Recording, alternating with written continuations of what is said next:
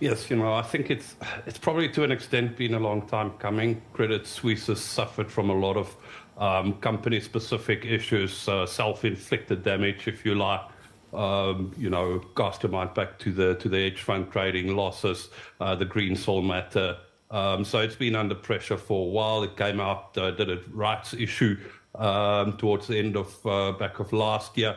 And even in the fourth quarter of last year, if memory serves, it lost about 20% of its deposits. So there has been a lot of concerns from clients, from providers of funding, from equity investors around Credit Suisse. And, confidence levels has been low in the bank. And, I think what we've really seen this week is amalgamation almost of, we had the whole thing of SVB.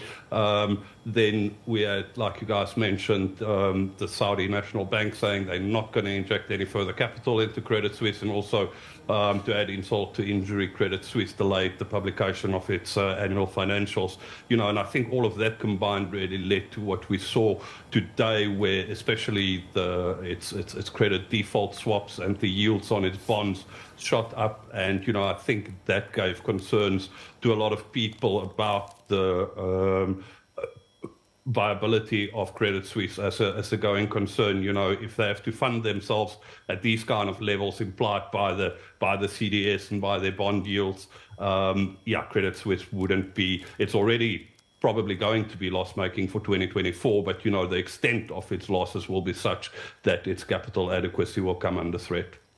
Johann, I want to play you some remarks from Credit Suisse's Axel Lehmann on the capital position, and then we will get back to you for your thoughts. That's not a topic. Look, we are regulated. We have a strong capital ratios, very strong balance sheet. We are all hands on deck. So that's not a topic whatsoever. So an assurance there from Axel Lehmann at Credit Suisse about the capital position, and Credit Suisse on paper meets the capital requirements of systemically important banks. What do you make of that? Absolutely, I agree. If you look at the point in time as things stand now, Credit Suisse definitely has got adequate capital.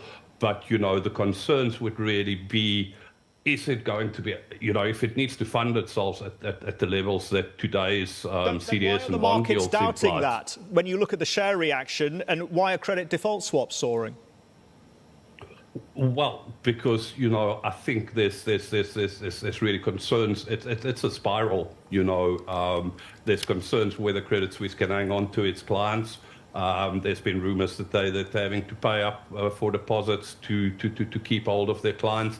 And, the big problem, I think, still remains the investment banking business that's been loss-making for the better part of a decade now. And, I think in terms of the longer-term resolution for Credit Suisse, that would probably need a more in-depth restructuring where, the investment bank really almost enters into a rundown phase, especially the markets portion of the investment bank.